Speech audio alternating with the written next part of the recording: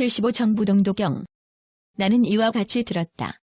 어느 때 부처님께서 구루수에 유행하실 적에 도빈 건마술담에 계셨다.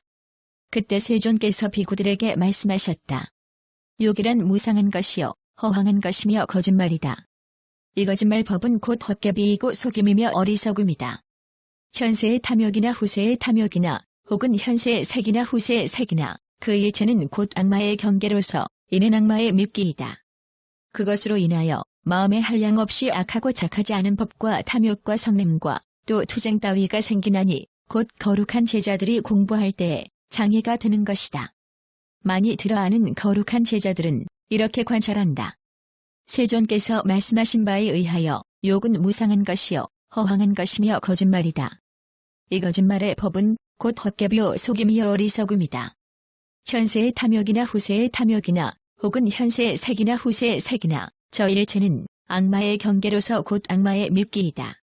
그것으로 인하여 마음에 악하고 착하지 않은 법과 탐욕과 성냄과 투쟁 따위가 생기나니 곧 거룩한 제자들이 공부할 때에 장애가 되느니라. 이렇게 관찰한 그는 또 이렇게 생각한다.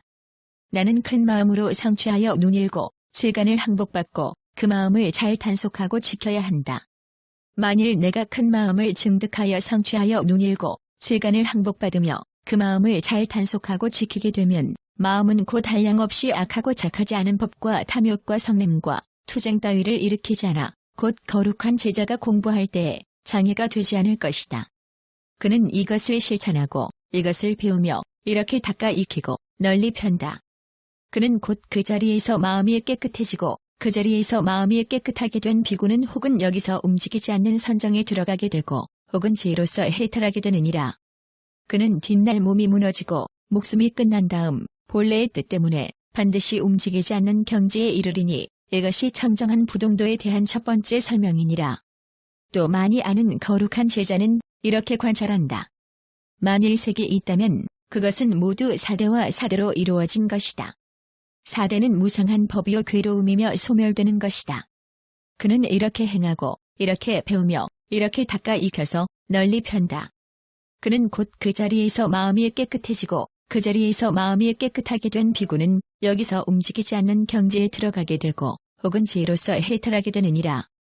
그는 뒷날 몸이 무너지고 목숨이 끝난 다음 본래의 뜻 때문에 반드시 움직이지 않는 경지에 이르리니 이것이 청정한 부동도에 대한 두 번째 설명이니라. 또 많이 아는 거룩한 제자는 이렇게 관찰한다. 혹은 현세의 탐욕이나 후세의 탐욕이나 혹은 현세의 색이나 후세의 색이나 혹은 현세의 탐욕이란 생각이나 후세의 탐욕이란 생각이나 혹은 현세의 색이란 생각이나 후세의 색이란 생각이나 이러한 일체의 생각들은 다 무상한 법이요 괴로움이며 소멸되는 것이다. 그는 그때에는 반드시 움직이지 않는 생각을 얻을 것이다. 그는 이렇게 행하고 이렇게 배우며 이렇게 닦아 익혀서 널리 편다.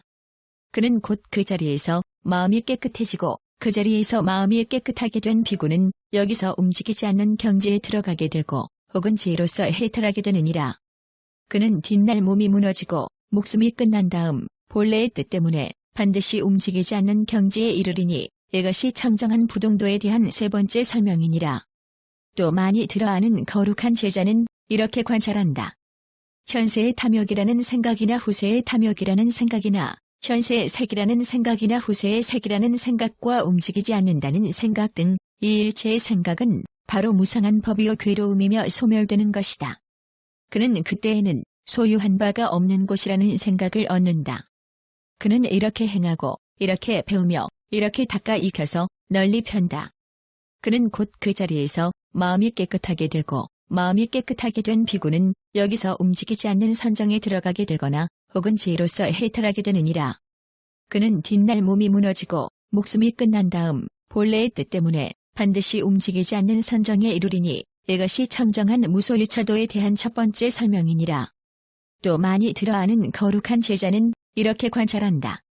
이 세상은 공한 것이다.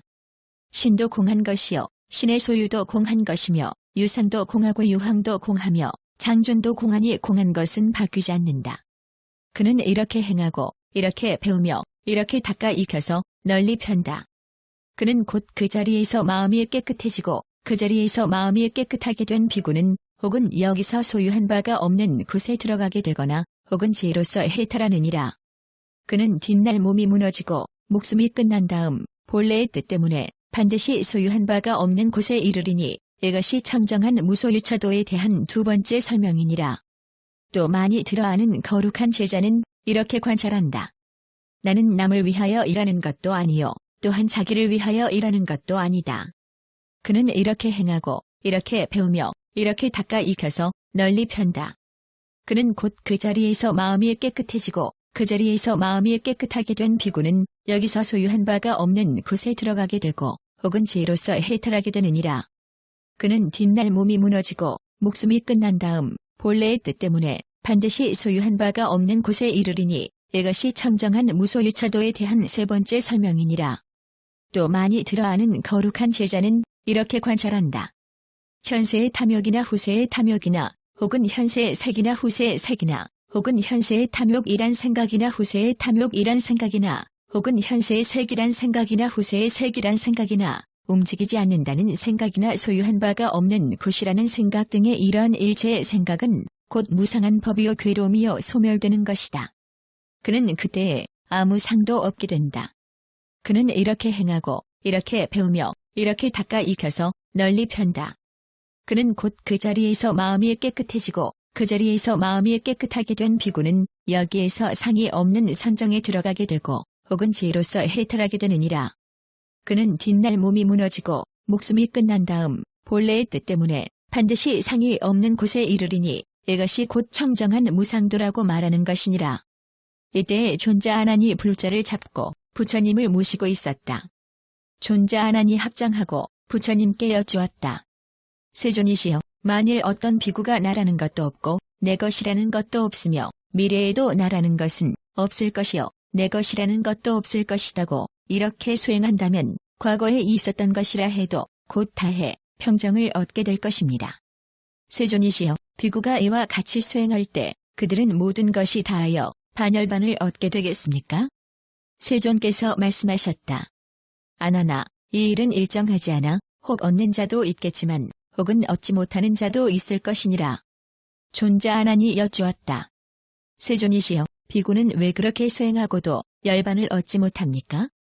아나나, 만일 비구가 나라는 것은 없는 것이고 내 것이라는 것도 없는 것이며 미래에도 나라는 것은 없을 것이요 내 것이라는 것도 없을 것이라고 수행한다면 과거에 있었던 것도 곧 다해 평정을 얻게 될 것이다. 그러나 아나나, 만일 비구가 그 평정을 좋아하거나 그 평정에 집착하거나 그 평정에 머무른다면 아나나, 그렇게 수행하는 비구는 반드시 열반을 얻지 못할 것이니라. 존자 아난이 여쭈었다. 세존이시여, 비구가 만일 취하는 것이 있으면 열반을 얻지 못하나이까? 세존께서 대답하였다. 아나나, 만일 비구가 취하는 것이 있으면 그는 반드시 열반을 얻지 못하리라. 세존이시여, 그 비구는 무엇을 취하나이까? 아나나, 수행하는 사람들 중엔 달리 수행하는 사람도 있으니 이른바 생각이 있기도 하고 생각이 없기도 한 곳으로서 유중에서 제일이라 하여 그 비구는 그것을 취하느니라. 존자 아난이 아뢰었다. 세존이시여, 그 비구는 다시 다른 행을 받나이까? 아나나, 그렇다. 그 비구는 다른 행을 받느니라. 세존이시여, 비구가 어떻게 수행해야 반드시 열반을 얻나이까? 아나나, 만일 비구가 나라는 것은 없는 것이고 내 것이라는 것도 없는 것이며 미래에도 나라는 것은 없을 것이요 내 것이라는 것도 없을 것이라고 그렇게 수행하면 과거에 있었던 것도 곧 다 버리게 될 것이다. 아나나, 만일 비구가 평정을 좋아하지 않고 평정에 집착하지 않으며 그 평정에 머무르지 않는다면 아나나, 이와 같이 수행하는 비구는 반드시 열반을 얻을 것이다. 세존이시여, 비구가 만일 취하는 것이 없으면 반드시 열반을 얻나이까? 아나나, 만일 비구가 취하는 것이 없으면 반드시 열반을 얻을 것이다. 그때에 존자 아난이 합장하고 부처님께 여쭈었다. 세존이시여, 세존께서는 이미 청정한 부동도를 말하였고 이미 청정한 무소유처도를 말하였으며 이미 청정한 무상도를 말하였고 이미 무효열반을 말씀하셨나이다. 세존이시여, 어떤 것이 거룩한 해탈입니까? 세존께서 대답하셨다. 아나나, 많이 아는 거룩한 제자는 이렇게 관찰한다. 현세의 탐욕이나 후세의 탐욕이나 혹은 현세의 색이나 후세의 색이나 혹은 현세의 탐욕이란 생각이나 후세의 탐욕이란 생각이나 혹은 현세의 색이란 생각이나 후세의 색이란 생각과 움직이지 않는 생각, 소유한 바가 없는 곳이란 생각, 상이 없다는 생각 등 이러한 모든 생각은 곧 무상한 법이요 괴로움이며 소멸되는 것이다. 이것을 자기의라고 한다. 만일 자기가 존재하는 것이라면 이것은 생겨나는 것이요, 이것은 늙는 것이며 이것은 병드는 것이요, 이것은 죽는 것이다.